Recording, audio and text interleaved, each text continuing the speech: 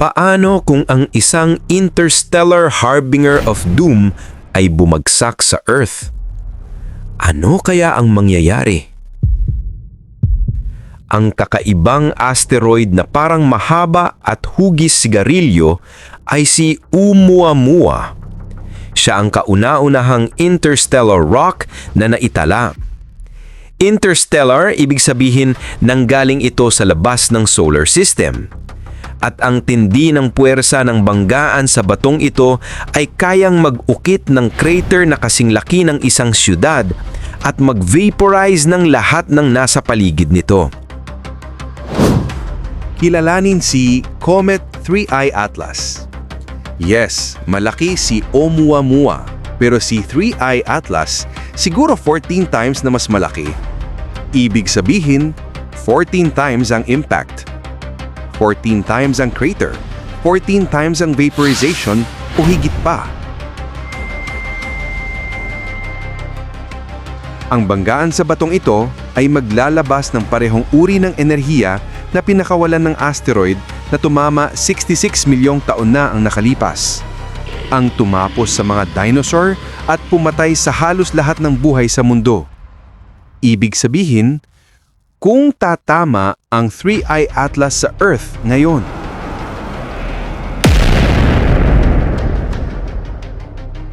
Tulad ng sabi ko, si Oumuamua ang unang bagay na nakumpirmang bisita mula sa labas ng solar system. Kung isasalin mula sa Hawaiian, ang Oumuamua ay nangangahulugang isang mensahero mula sa malayo na unang dumating. Karamihan ng local comets at asteroids sa solar system natin ay gumagalaw ng mga 20 kilometers per second. Well, mabilis iyon. Pero si Oumuamua ay mas mabilis pa. Nang umaalis na ito sa solar system, umaabot ito ng 87 kilometers per second. Kinalkula na ito ng mga siyentipiko at napag-alamang hindi ito gumagalaw papasok sa ating neighborhood. Galing ito sa deep space, dumaan sa solar system at paalis pabalik ng deep space. Pinangalanan ito bilang 1I 2017 U1 na nagbibigay sa object ng bagong classification. Ang 1 ay ibig sabihin first at ang I ay interstellar. At dahil inaakala ng mga siyentipiko na laging may ganitong object sa solar system, hindi natin sila madalas makita. Ang potensal na planet buster na 3I Atlas ay nadiskubre lamang noong 2025. Ibig sabihin, ito pa lang ang ikatlong interstellar object na nahanap sa solar system. Ang hugis nito ay mahaba, parang sigarilyo. Pero pwede rin daw itong mukhang pipino. Ano man ang itsura nito, wala tayong ganitong mahahabang cylindrical objects na lumilipad sa ating planetary neighborhood. Karaniwang patatas ang hugis ng mga asteroid at comet sa solar system natin. Pero si Oumuamua ay 10 times na mas mahaba kaysa lapad nito. At umiikot pa ito sa maraming axes. Dahil dito, ang daming spekulasyon. May nagsabi pang gawa raw ito ng alien. Baka raw alien probe o alien-made ship. Isang scout na naghahanap ng ibang life forms. Kabilang sa teoryang ito ay ang hindi maipaliwanag na acceleration ni Oumuamua. May ilang siyentipiko na nagsabing baka dahil ito sa alien light sail o solar sail, isang uri ng spaceship drive na pinapagana ng radiation mula sa mga bituin. At hindi ito science fiction. May solar sail spacecraft na rin na nagawa ng tao. Pero karamihan ng mga siyentipiko ay hindi naniniwala na ang unang interstellar visitor natin ay alien probe. Sinuri nila ito at napag-alamang mas malamang isa itong comet. Isang comet na hindi lang sumusunod sa usual rules ng solar system dahil hindi ito nagpakita ng comet tail. Pero comet pa rin ito. Ang extra acceleration nito ay maaring dahil sa hydrogen outgassing. Mula nang madiskubre ito malapit sa orbit ng Jupiter, nalampasan na nito ang Saturn at Neptune at papunta na ito sa constellation Pegasus. Daang milyong taon na itong naglalakbay at maglalakbay pa ng 100 million years o higit pa. Pero si 3i Atlas, may tsansa na mas matanda pa ito ng milyon-milyon na taon. Una sa lahat, si 3i Atlas ay nagmula sa ibang bahagi ng kalawakan kaysa kay Oumuamua. Mukhang nagmula ito sa thick disk ng Milky Way, isang rehiyon ng mga sinaunang bituin. Ibig sabihin, malaki ang tsansang mas matanda pa si 3i Atlas kaysa sa ating solar system. At posibleng bilyon-bilyong taon ang tanda nito. Galing sa isang violent era ng galaxy na matagal nang lumipas. Habang ang maximum age ng kahit anong bagay sa solar system natin ay 4.5 billion years, si Atlas ay posibleng 7 billion years old o higit pa. Posibleng ito ang pinakamatandang bagay na nakita natin sa solar system. At dahil dito, iba ang komposisyon nito. Iniisip ng mga siyentipiko na may mataas na nickel at iron sa mga gas sa paligid ng comet. At hindi magandang balita iyon kung babagsak ito sa Earth ng 61 kilometers per second. May water ice at carbon dioxide ice na sumasabog palabas kay 3i Atlas. Kaya mayroon itong normal na coma, ang envelope ng gas at dust, at ang tail na pakadalasang nakikita sa mga comet. Nakuha ng Hubble Space Telescope ang larawan nito noong Hulyo 2025 na nagpapakita ng halo ng alikabok na nakapalibot sa nucleus nito.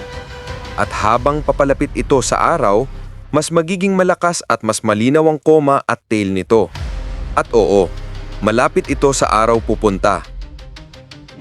Si C3 Atlas ay magiging 1.8 astronomical units ang layo galing sa Earth. Iyon ay 270 milyong kilometro o 170 milyong milya.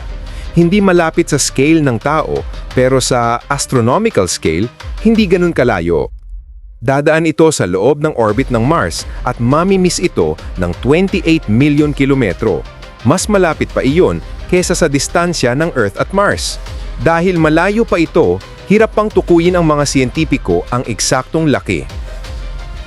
Ayon sa NASA, minimum diameter 440 meters, maximum diameter 5.6 kilometers. So, ano kung tatama si 3i Atlas sa Earth? Para masagot yun, kailangan nating bumalik sa Chicxulub asteroid. Tumama ito 66 million years ago, nagdulot ng global devastation at binago ang buong kasaysayan ng buhay sa Earth. Kung tatama si 3i Atlas, hindi yun magiging maganda. Well, si 3i Atlas ay mas maliit kaysa sa Chicxulub. Pero may pagkakaiba. Si Chicxulub, 20 kilometers per seconds. Si 3i Atlas, 61 kilometers per seconds at least. At bibilis pa habang limalapit sa araw. Mas mabilis, mas makamamatay. Kahit mas maliit at magaan si 3i Atlas, dahil sa bilis nito, tatama ito sa Earth ng may 4.5 times more energy kaysa sa Chicxulub.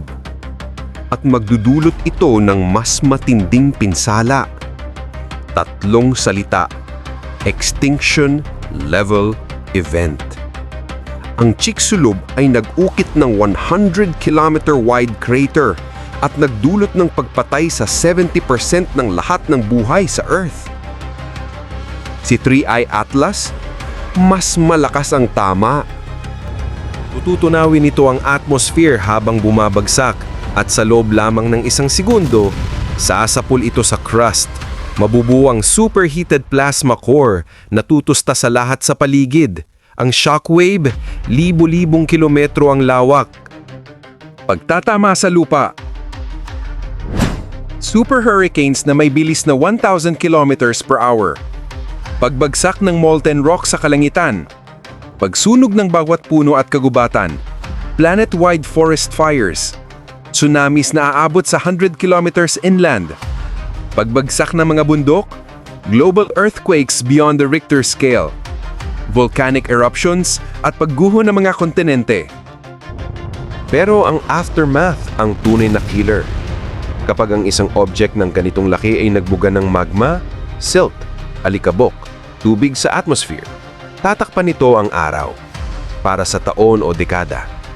Mangyayari ang dilim, lamig, pagbagsak ng photosynthesis, pagkamatay ng mga halaman, pagbagsak ng food chain, acid rain, ozone destruction, at metal poisoning. Kung wala kang napakalalim na bunker na may sandamakmak na canned beans, patay ka. At pag na-clear ang langit, saka palang iinit muli ang Earth dahil sa carbon dioxide ng comet. Kabaliktaran naman, global scorching. Una, nagyelo ang Earth, pagkatapos, nagniningas.